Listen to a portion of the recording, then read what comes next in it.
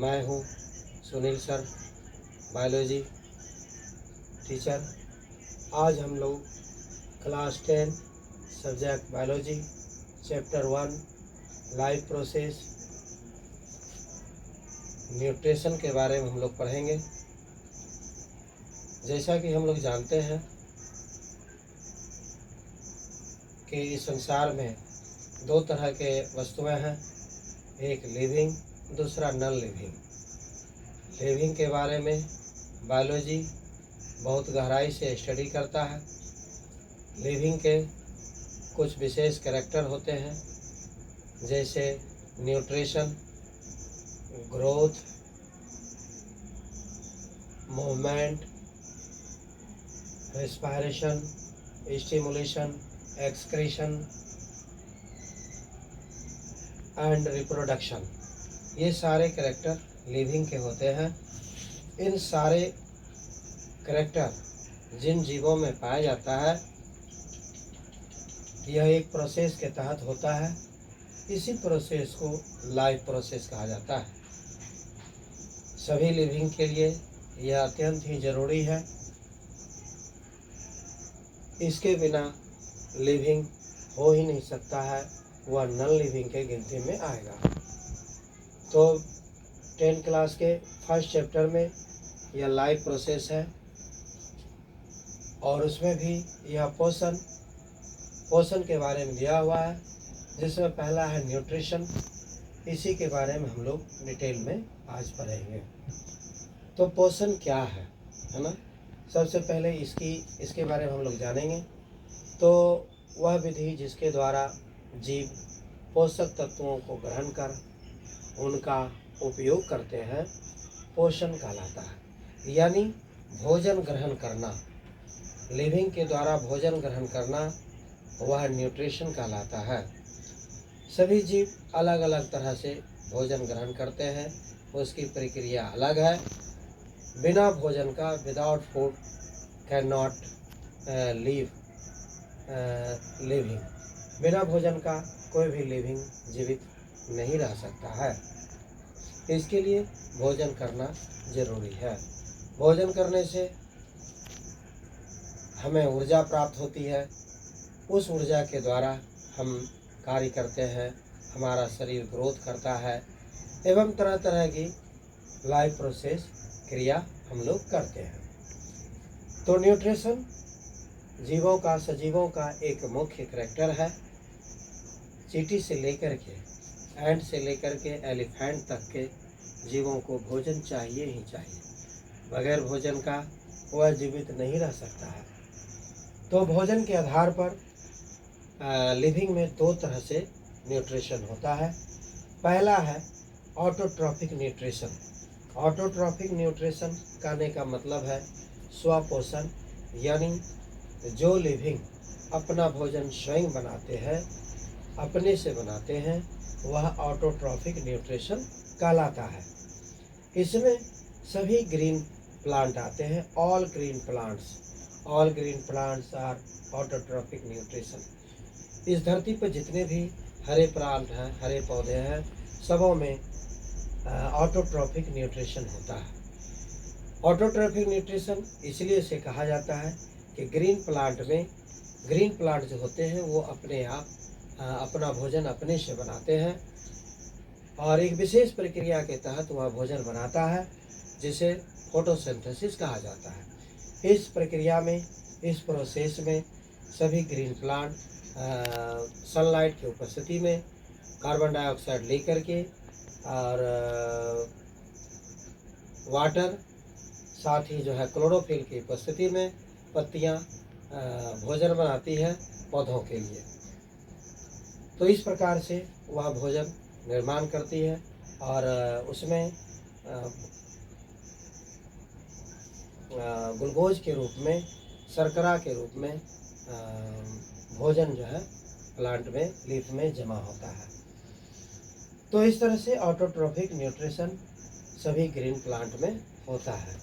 यही सिर्फ ऐसा है जो अपना भोजन स्वयं बनाता है। बाकी जितने भी जीव हैं वह सभी हेटेरोट्रॉफिक न्यूट्रिशन करते हैं। जो न्यूट्रिशन का दूसरा विधि है इसको परपोषण या विषम पोषण भी इसे कहा जाता है। तो इस धरती के, इस संसार के जितने भी एनिमल है, चींटी से लेकर के हाथी तक का, एंड से लेकर एलिफेंट तक का, वह सभी हेटेरोट्रॉफिक न्यूट्रिशन करते हैं, क्योंकि ये सभी डिपेंड प्लांट पर होते हैं। प्लांट के द्वारा बनाए भोजन को वह खाते हैं किसी न किसी तरीक़ा से, चाहे वह परोक्ष हो, डायरेक्ट हो या इनडायरेक्ट रूप में हो, है ना। तो इसमें वह सिर्फ अपना खाने लायक भोजन बनाता है। जैसे कि मान लीजिए हम लोग भोजन के रूप में हम लोग चावल खाते हैं, रोटी खाते हैं, सब्जी खाते हैं, दाल खाते हैं, मसाला खाते हैं, फल खाते हैं, ये सारे प्रोडक्ट जो है प्लांट से ही आते हैं। इसलिए सारे एनिमल प्लांट पर डिपेंड करते हैं, इसलिए इसको हेटेरोट्रॉफिक न्यूट्रिशन कहा जाता है। अब है कि हेटेरोट्रॉफिक न्यूट्रिशन जो है वह 3 तरह का होता है। There are 3 types of heterotrophic nutrition, जिसमें पहला है आपको सेप्रोफाइटिक न्यूट्रिशन। सेप्रोफाइटिक न्यूट्रिशन, इसको मृतजीवी परपोषण कहा जाता है। तो मृतजीवी, जैसा कि इसका नाम है मृतजीवी, यानी इसमें ऐसे जीव होते हैं जो मरे हुए चीज़ों से, मरे हुए वस्तुओं से अपना भोजन प्राप्त करते हैं। इसके अंतर्गत आपको फंगी आता है, बैक्टीरिया आता है और प्रोटोजोआ आता है। फंगी आप देखे होंगे, फंगी का मतलब फफूंदी, आप देखे होंगे बरसात के दिनों में सड़े हुए फलों में फंगी लग जाता है, फफूंदी लग जाता है, मिट्टी की दीवारों पर लग जाता है, या फिर पाव रोटी या रोटी में भी या अचार में भी जो है यह फफूंदी सफ़ेद रंग का लगता है।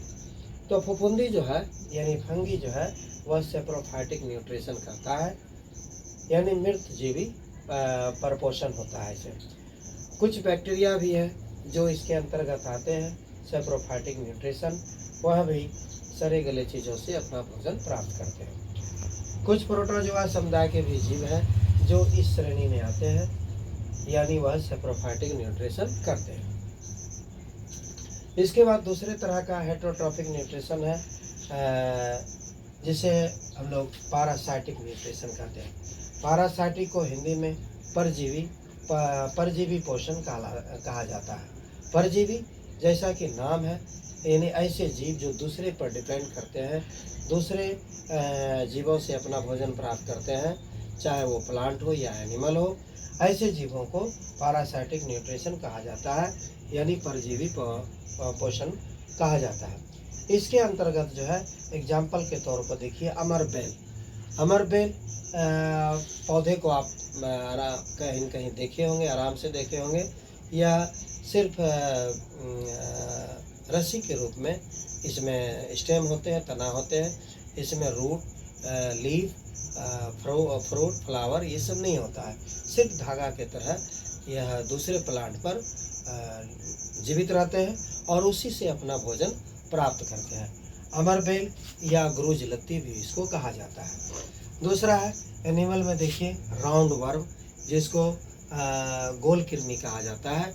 यह हम लोग के शरीर में, पेट में यह परजीवी के रूप में पाया जाता है। प्राय सभी व्यक्तियों के पेट में यह राउंड वर्म पाया जाता है, जो सिर्फ पचे हुए भोजन को छोटी आंत से अवशोषण करता है और उसे खा करके अपना जीवन निर्वाह करता है। राउंड वर्म हुआ। इसके बाद हुक वर्म भी यह ह्यूमन के बॉडी में पाया जाता है, यह भी एक परजीवी है। उसके बाद टैप वर्म, इसे फीता कृमि भी कहते हैं, यह भी एक परजीवी है जो आदमी के शरीर में, पेट में और दूसरा सुअर के पेट में यह पाया जाता है। इसके बाद एंट अमीबा हिस्टोलिटिका, यह जो है प्रोटोजोआ समुदाय का एक जीव है, जो कि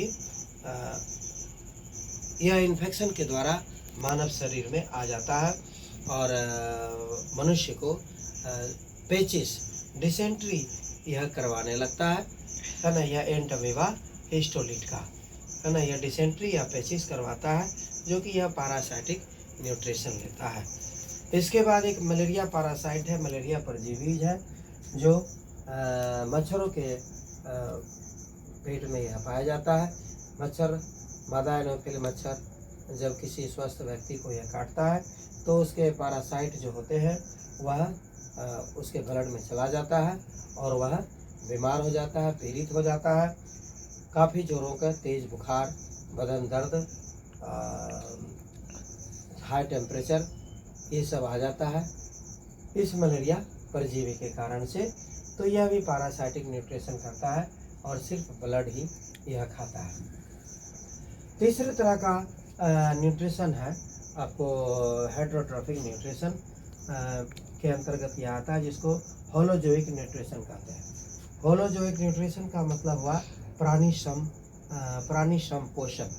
इसमें अमीबा से लेकर के एलिफेंट तक का एनिमल आता है, जो फूड पार्टिकल्स को लेता है और लेकर के उसको कई स्तर से, कई प्रक्रिया के तहत भोजन को लेकर के उसका पाचन करता है।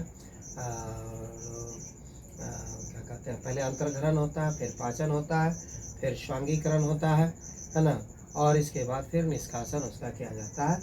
तो इस प्रक्रिया के तहत जटिल भोजन के कणों को छोटे छोटे टुकड़ों में, सरल अणुओं में विभक्त किया जाता है।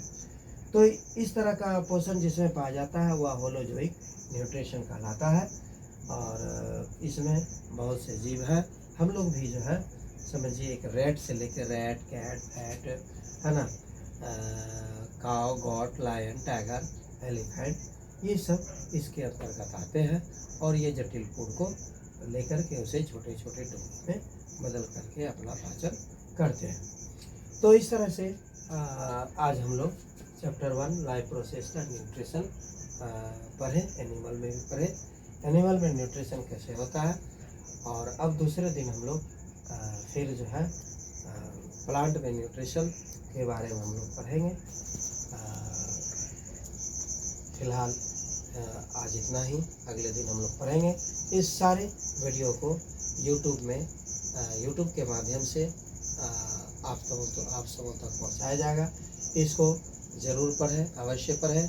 आपके बेहतर भविष्य की हम कामना करते हैं। बुक भी पढ़ें ताकि आपको समझ में आए, और कहीं अगर दिक्कत हो तो आप हमें यूट्यूब के माध्यम से अपना प्रश्न रख सकते हैं। इन्हीं शब्दों के साथ बहुत बहुत धन्यवाद। Thank you.